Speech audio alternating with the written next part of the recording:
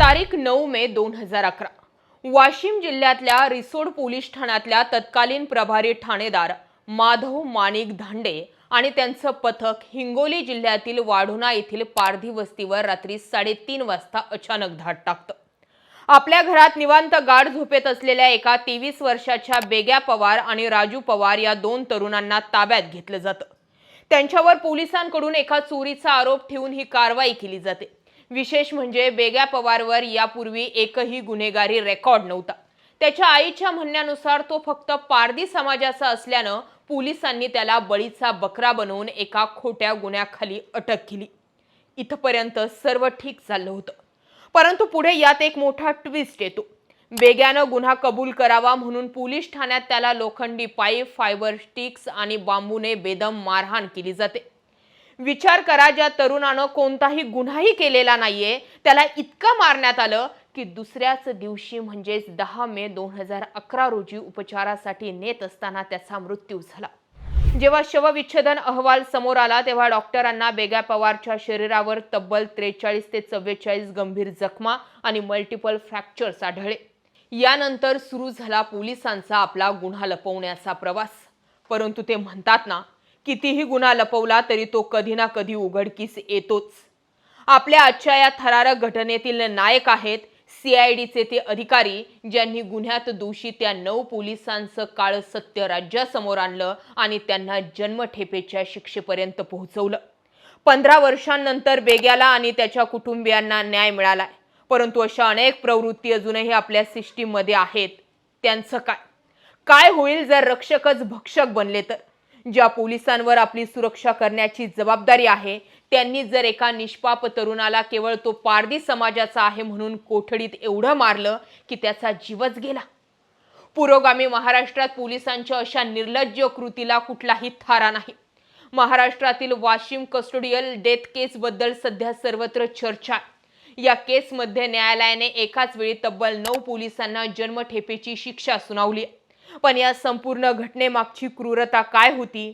पोलिसांनी हा गुन्हा कसा लपवला आणि CIDने केवळ 34 दिवसात पोलिसांचं हे कारस्थान कसं उधळून लावलं याचाच थरार आपण समजून घेणार आहोत।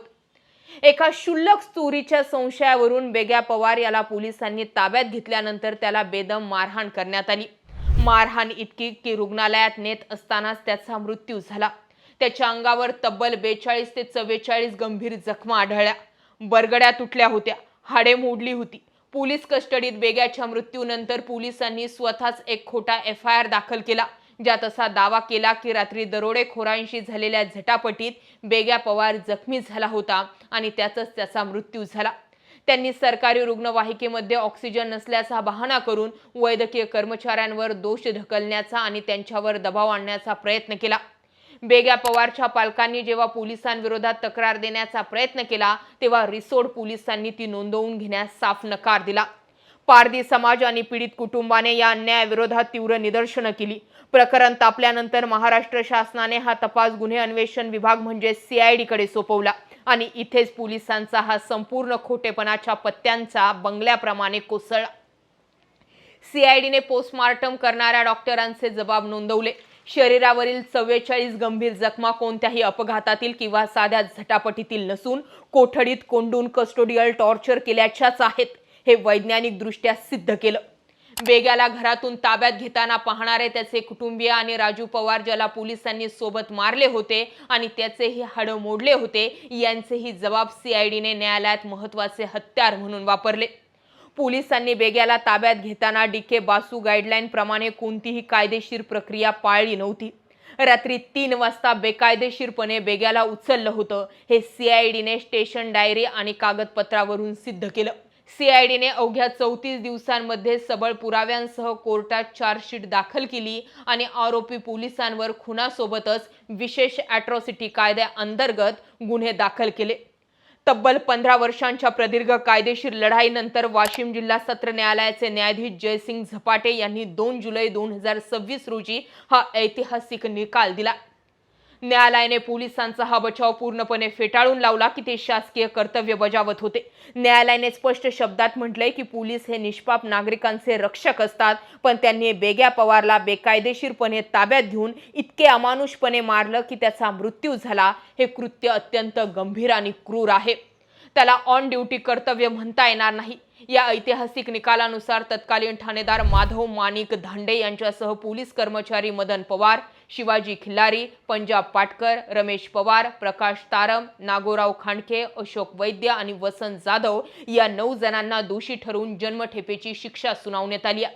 यातले काही पोलीस आता निवृत्तही झाले होते, तरीही त्यांना थेट तुरुंगात पाठवण्यात आलंय। हा निकाल केवळ एक निष्पाप आणि त्याच्या कुटुंबियांना मिळालेला न्याय नाही, तर भारतीय न्याय व्यवस्थेवरील विश्वास दृढ करणारी घटना आहे।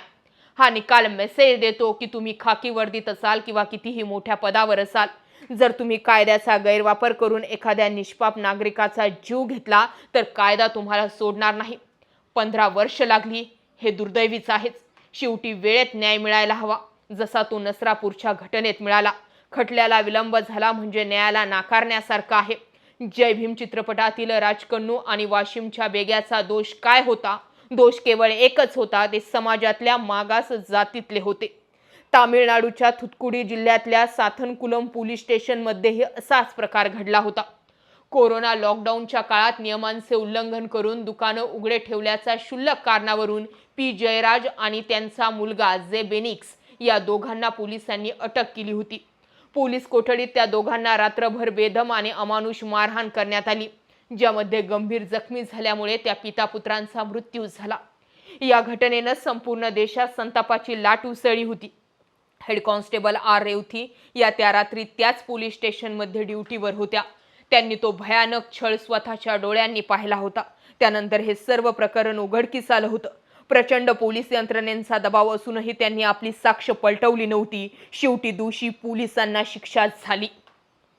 वाशिमच्या बेग्याचं हे एक प्रकरण समाजासमोर आलं म्हणून कळालं, राज्यात आणि देशात असे कितीतरी राजकन्नू आणि बेग्या असतील, ज्यांचे आवाज हे सिस्टीम मधील गब्बर कोणाला ऐकू येण्याच्या आत दाबून टाकत असतील।